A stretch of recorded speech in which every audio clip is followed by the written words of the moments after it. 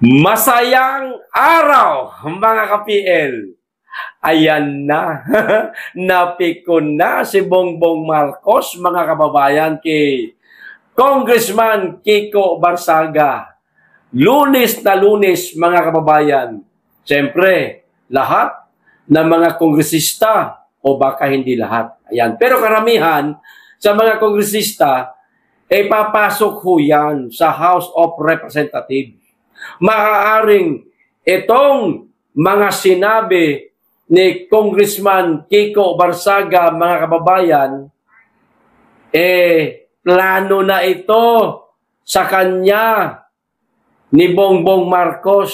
Ito po, isang oras pa lamang po ang nakakalipas, mga kababayan, mula nang naipost ito ni Congressman Kiko Barsaga, mga kababayan. Aba, parang napipikon na itong si Bongbong Marcos dito kay Congressman Kiko Barsaga. Hindi po kinayang tapang at kulit nitong si Kiko Barsaga, mga kababayan. Ayan, gumawa na po ng aksyon si Bongbong Marcos dito sa napakatapang at bagitong kongresista, mga kababayan. Siyempre, kung hindi ito ginawa ni Bongbong Marcos, hindi siya pikon. Ito nga ayon po ito kay Kiko Barsaga. Ito ho, mga kababayan, basahin ko po itong bago lamang na naipost ni Kiko Barsaga. Naku po. Grabe na ito, tumitindi na po ang labanan. Parang namemersonal na yata itong si Bongbong Marcos, mga kababayan. Pero bago ko po simulan, makikisuyo sa mga hindi pa po nakasubscribe. Baka naman. At paki-click na rin po ang notification bell para updated sa lahat ng upload. At huwag niyo pong kalimutan, paki-like and share na rin po ng ating video, mga kababayan, para mas marami pa pong makakaalam sa mga pinag-uusapan po natin.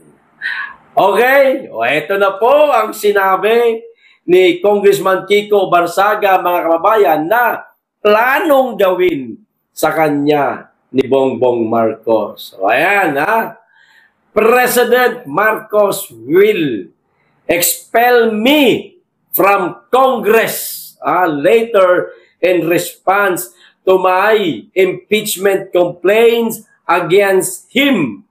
I am open for interviews afterwards.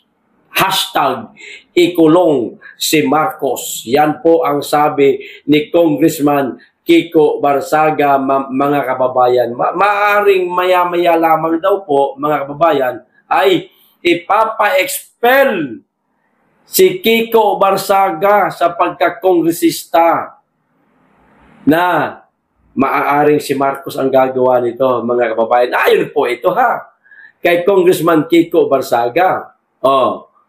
Ngayon, kung gusto po nating malaman, mga kababayan, ang mga katotohanan tungkol dito sa mga sinabi ni Congressman Kiko, mag-aantabay po tayo sa mga balita. Pero hayaan niyo po, mga kababayan, subukan po natin kontakin itong bagito at matapang makabansa na kongresista na si Kiko Barsaga para ma-interview po natin online, live stream, at mapapanoodin nyo. So, subukan ko lang naman po na kontakin to siya. Pero pagka hindi po tayo nabasa sa kanyang messenger, wala ho tayong magagawa. Basta susubukan ko po at i-interviewin po natin siya kung gaano po katotoo itong mga sinabi niya, mga kababayan. Ngayon, ipagpalagay po nating totoo ito. Kasi nga naman, di po ba, panay po ang banat nitong si Congressman Kiko Barsaga kay Bongbong Marcos. Ilang beses na ho no? Yung iba ang pumalag doon sa mga sinabi ni Kiko, si Auntie Claire. Yung iba naman, si Bersamin, kung hindi ako nagkakamali. Ngayon, hindi nakatiis si Bongbong Marcos. Ayon pa rin po kay Kiko, papa-expel daw siya. Ganun ba yon, Mr. President? Kapag hindi niyo po kayang salagin ang banat sa inyo, pepersonalin ho ninyo. Maging itong kanyang posisyon na sa palagay ko, napakarami namang natulungan ito sa kanyang distrito, itong si Congressman Kiko, tatanggalin po ninyo. Hindi po ba pwedeng sagutin na lamang po ninyo kung ano man ang mga magiging banat ni Congressman Kiko Barsaga laban po sa inyo, Mr. President? Kinakailangan talaga natanggalin sa pagka-congressman o paalisin sa pagka-congressman? Hindi niyo po ba kaya natapatan itong bata na ito? Meron po kayong tagapagsalita. Nariyan po si Jose Claire Castro, si Auntie Claire. Abay, pwede niyo pong gamitin yan. Ikaw na nga bahala na bumanat dyan kay Kiko Barsaga. Hindi ko na lamang po papatolan yang bata na yan. Ipatola ho kayo, Mr. President.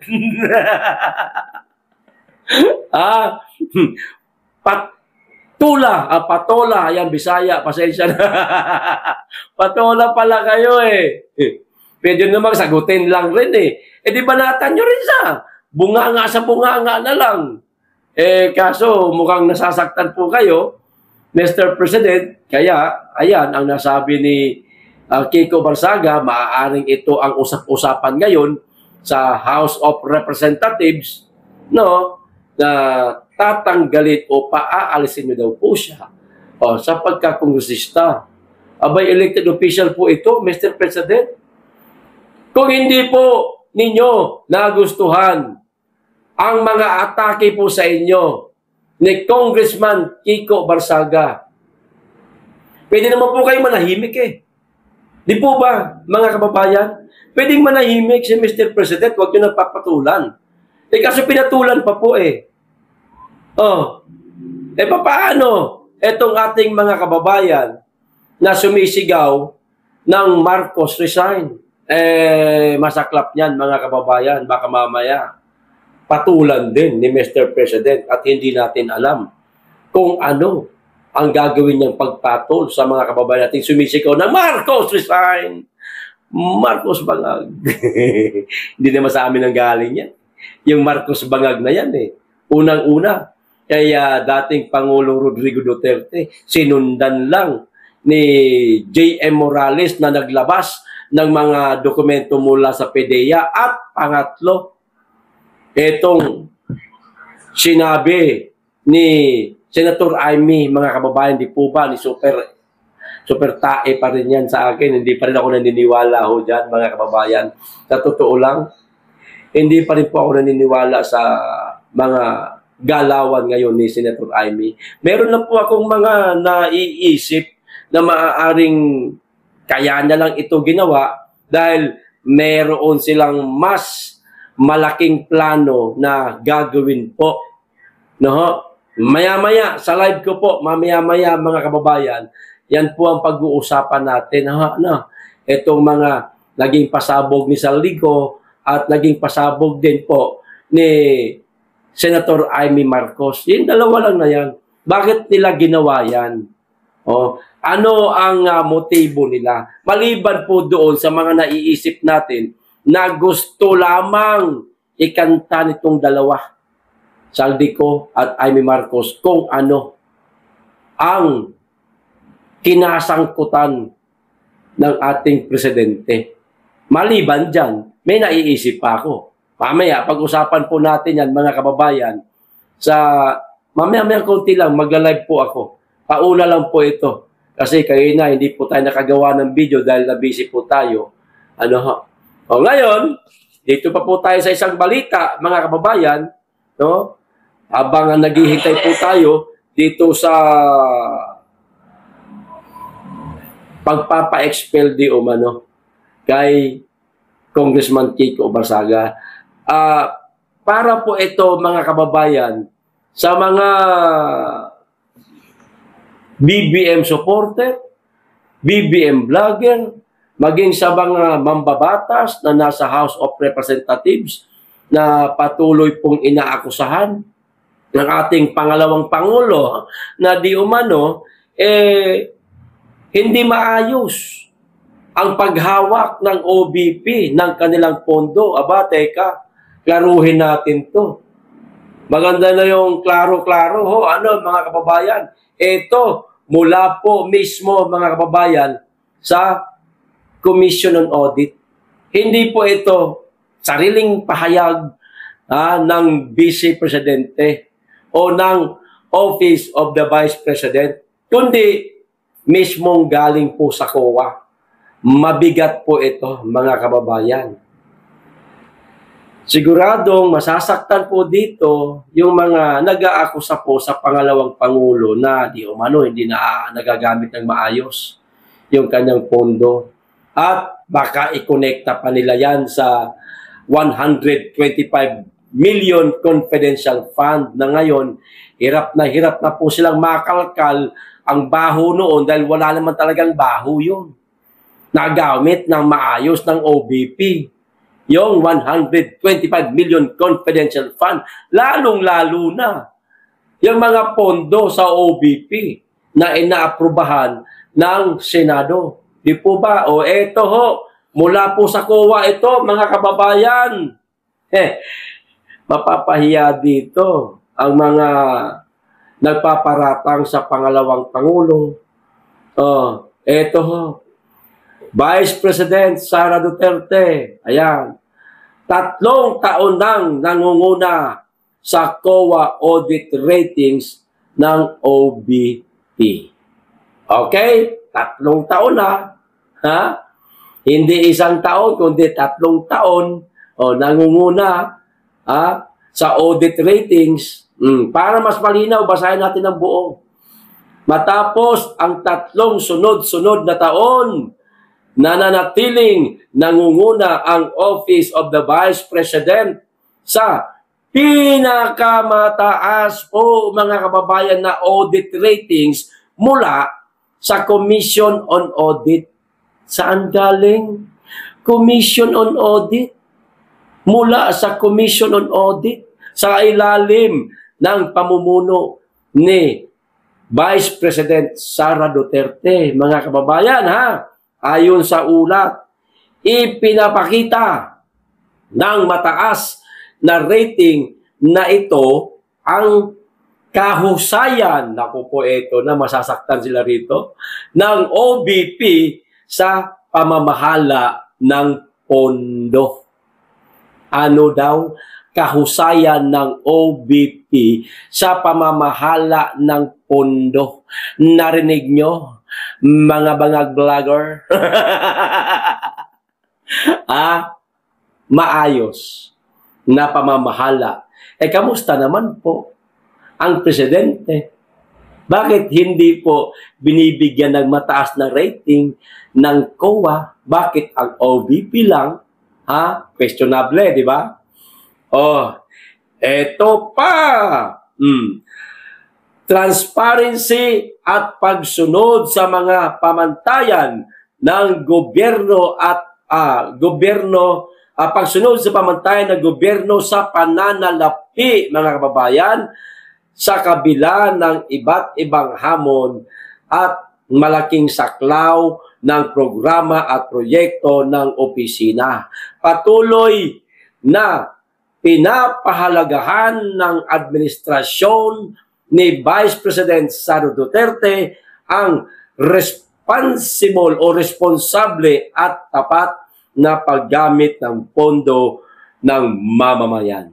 Sa madaling salita, hindi po nasasayang ang pondo ng Office of the Vice President, kundi nagagamit po ng wasto, mga kababayan, dahil pinapahalagahan po ng administrasyon ni Vice President Sara Duterte ang bawat sentimo na ipinagkaloob po sa kanyang tanggapan. Kamusta yung iba dyan? Mr. President Bongbong Marcos. Kamusta po yun sa inyo, sir?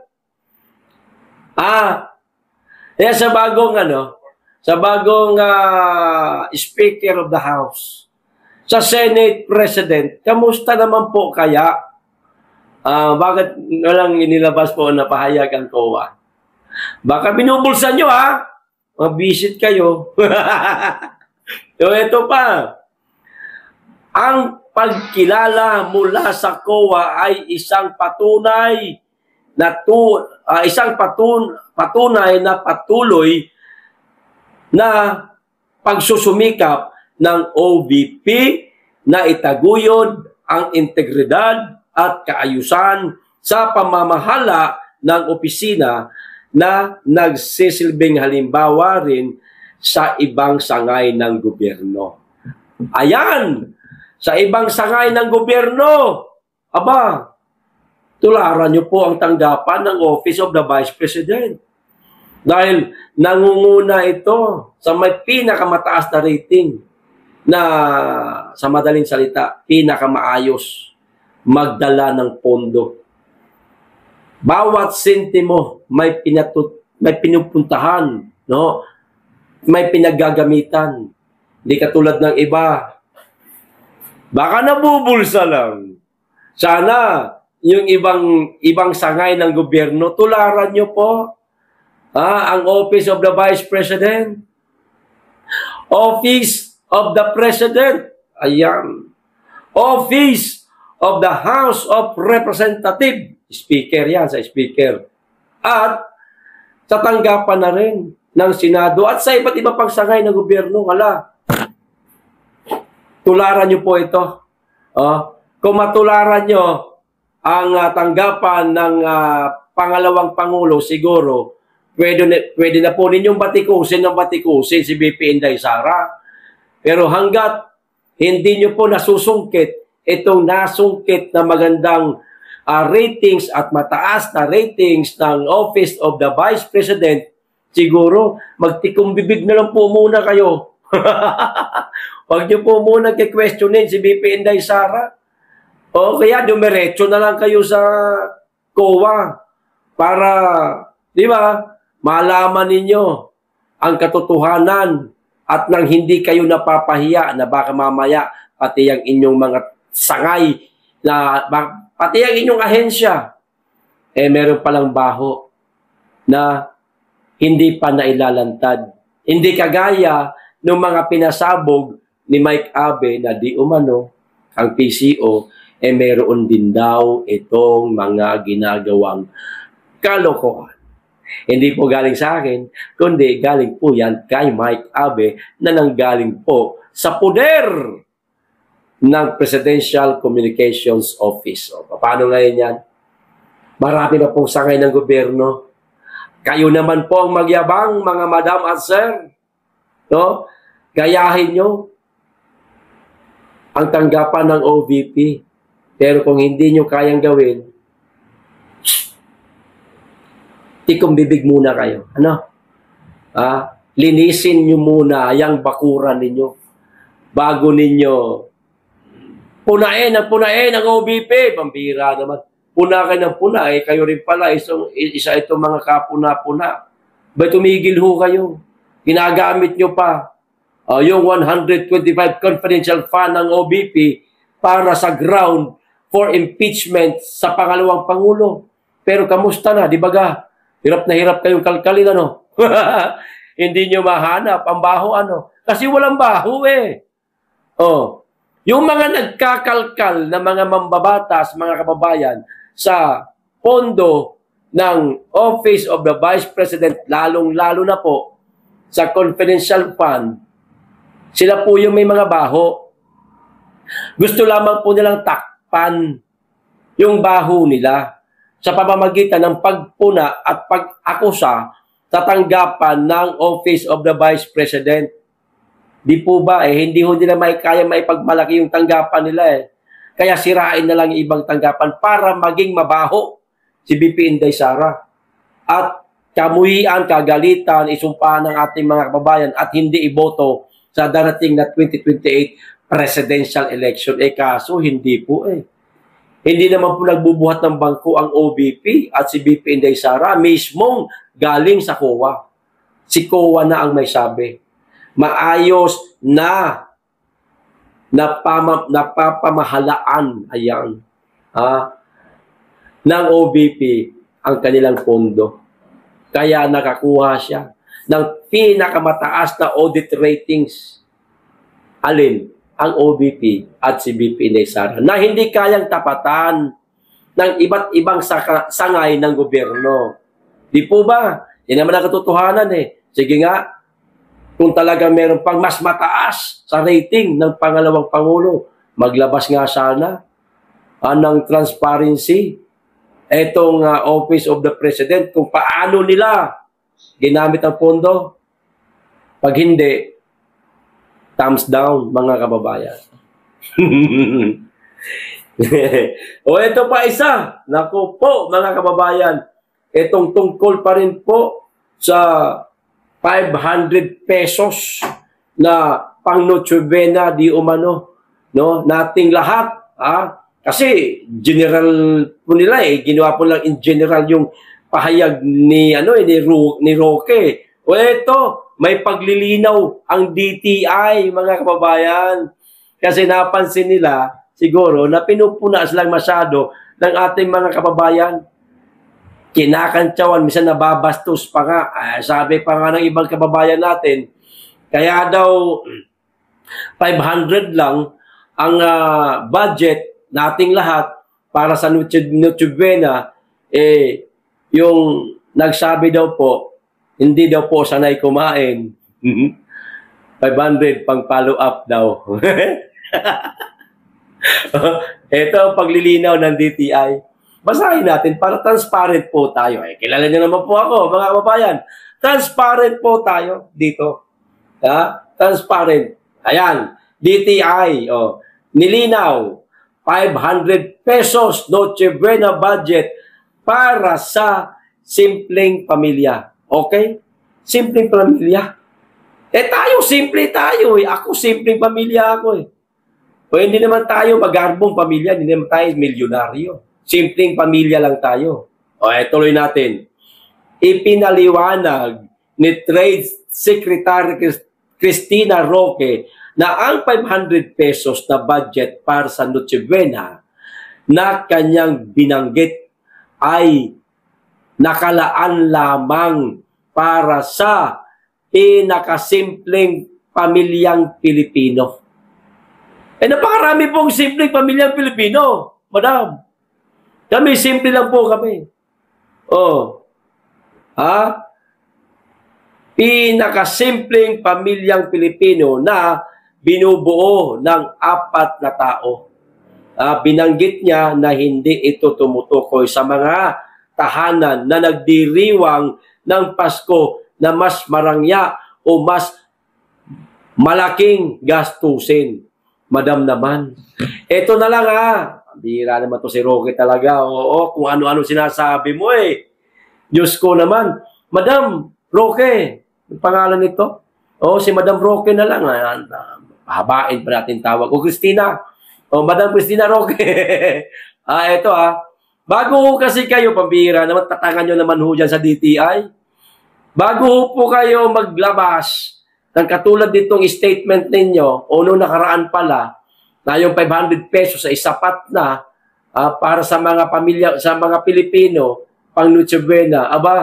Siguro magsagawa po muna kayo, madam, ng kapirasong o simpleng research man lang tawag dito, survey sa ating mga kababayan doon sa pinakasimpleng pamilya na sinasabi ho ninyo.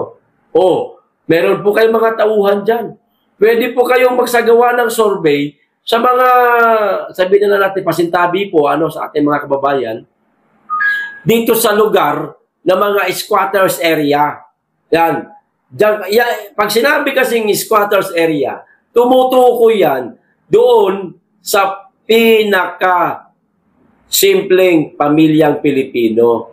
Yung pinakamahihirap talaga ng mga kababayan natin. Nariyan, Madam Roque, para hindi po kayo magmukhang tanga, magsagawa po kayo ng survey. Magtanong-tanong po kayo sa mga squatters area na yan. Napakarami po dito sa Kamaynilaan. Magtanong po kayo noong nakaraang taon. Magkano ang nagastos nila sa kanilang Noche Buena? Ano ho? Kasi kung ako lang talaga, yung 500 pesos, baka nga sa prutas pa lang na ipapaswerte, bilog-bilog ng mga prutas. Kukulangin pa yan Hindi naman ako nag-aasam ng marangya na Noche Buena, kung ako lang, halimbawa, hindi naman ako nag-aasam yan, no? Palagay ko lang, yung 500, prutas pa lang, ubos na yan Kasi ako, mga kababayan, araw-araw ako bumibili ng prutas, kamahal po ng prutas, lalo na po dito sa, Diyos ko po, dito sa Manila, napakamahal. Samantalang sa amin, sa Davao, yung saging, hinihingi lang sa kapitbahay yan dito, binibili ho di ba? Ang laki po ng adjustment para sa amin Lalo na kung dito kami, halimbawa ako maghahanda ng Noche Buena, halimbawa lang, kahit na wala sa amin yan, dahil Muslim kami. Halimbawa, kung maghahanda ako ng Noche Buena dito, baka mas kulangin po yung 500 pesos. Huwag po kayong basta yaw-yaw ng yaw-yaw dyan sa DTI. Diba? Nakakasira ho yan sa inyong tanggapan, Madam Christina Roque. Baka mamaya masabi pa ng ating mga kababayan, yung sekretarya dyan, ikaw nga, may saltik. Baka lang naman, diba? Mga kababayan. Napakahirap pong budgetin ng 500 na yan. Diyos ko po. Simpleng araw, hindi kapaskuhan. Simpleng araw lang. May hawak kang 500 piso. Pupunta ka ng palengke. Galunggong pa lang 200 mahigit na. Ang 1 kilo. Ewan ko lang, sa ibang lugar, baka mas mahal pa. Pagpalagay natin 250 na lang kunwari. Bibili ka pa ng bigas. Bibili ka pa ng sangkap yan kung paano mo lutuin yan. Wala nang halos matira sa 500. Tapos sasabihin ninyong 500 lang, tama na. Sa mga simpleng pamilyang Pilipino, nakakaloko naman po kayo, madam. Masyado nyo pong ibinaba po ang aming tawag dito, ang aming pagkatao. Tama na sa inyo, 500. Imbis na sabihin nyo yung 500, tama lang pang Noche Buena. Ba't di kaya kayo tumulong? DTI. Kung may pondo ho kayo, o kaya ipadaan nyo sa Presidente Bongbong Marcos, mag-request kayo sa Pangulo. Sabihin ninyo na lahat ng mga kababayan natin na lalong-lalo na doon sa miyembro ng 4-piece. Kahit sa 4-piece na lang, magdagdag kayo ng pang Noche Buena para sa kanila. Hindi yung sasabihin nyo, 500 tama na yan, palagay nyo sa mga tao. Aso, siraulo pala kayo Di ba? Magdagdag kayo. Kanto na lang sa mga pinakamahihirap ng mga kababayan natin. Halimbawa, kung merong nasa mga squatters area na hindi pala miyembro ng 4-piece na yan, ikutin nyo. Yung pinakamahihirap ng mga kababayan natin, magbigay kayo kahit sobre-sobre. Matutuwa pa sa inyo mga kababayan natin yan. Hindi yan tulad nitong mga sinasabi ninyo 500 okay na? Okay, ano nangyari sa inyo? Di bagay napuno kayo ng bash? Napuno kayo ng pangungutya. Tuloy, hindi natiis ng ating mga kababayan. Pinaratangan patuloy kayo na di umano'y gumagamit. Gumagamit. Huwag ko na nga lang ituloy kung ano yung ginagamit na yan. Masasabi, pag follow up daw. Di po ba? Madam, Secretary Christina Roque, Diyos ko po, parang bangag na rin po kayo Parang hindi ko sinasabing bangag, parang bangag na rin po yata kayo, madam. Kayo ba'y namamalengke talaga sa inyo? O baka yung katulong lang ninyo yung inyong utusan para mamalengke? Di nyo yata alam totoong gastusin sa atin araw-araw kami mga mahihirap, alam namin yan. Kung magkano talaga ang kaya naming iluwal para pang Noche Buena. O, alam yan ang ating mga kababayan, kayo ho, parang hindi ho ninyo alam, nakakahiya naman. Diyos ko po, sekretarya pa man din kayo ng DTI. Di po ba? O, ngayon, ano sa palagay ninyo, mga kababayan, kayo na po humusga. Tama ba ang sinabi ni Secretary Cristina Roque? O, kayo na pong bahala. Bahala na kayo kung bugbugin nyo siya sa comment section. O, ito pa isa, huli pag-uusapan natin. Simpleng katanungan na po ito. Survey po ito, ha? Survey po ito, mga kababayan. Para sa 2028, dapat lang na ngayon pa lang magsusurvey na ho tayo. Mahirap na. Kapag ka nag-survey tayo, 2027, din 2028, halala na. Baka maisahan po tayo, baka madaya ho tayo, naku po. Baka madaya po yung ating pangalawang Pangulo. Halimbawa, pag tumakbo siya sa pagka-presidente sa 2028 at yan naman talaga ang gusto natin. Simpleng survey lang. Ngayon pa lang, simulan na po natin to. At least, kahit paano, meron nang lumalabas na mga survey. Okay? Ikakat ko tong video na to, ilalagay ko sa social media, sa Facebook. O eto, survey lang ha, survey lang tayo mga kababayan para sa 2028 presidential election po ito. Okay? O survey, kung sila ang tatakbo sa 2028 presidential election, sino ang presidente mo? Ayan ha. Meron pong nakalagay dito, mga kababayan, heart. Oh, mag-heart daw po kayo kung si VP Sara ang gusto ninyong tumakbo sa pagka-presidente sa 2028. Wow, yata itong kay Risa Hontiveros. At yan, thumbs up naman kay dating Vice President Leni Robredo. Alin dyan sa tatlo, mga kababayan, kung sino ang tatakbo sa 2028 presidential election? Sino ang presidente mo? Iyan ang tanong. Sino ang presidente mo? Ngayon, nasa YouTube tayo, mga kababayan, paki-comment na lang po yung mismong pangalan. Okay, so hanggang dito lang. Maraming salamat. Mag-iingat kayong lagi at higit sa lahat, mahalin po natin ang Pilipinas.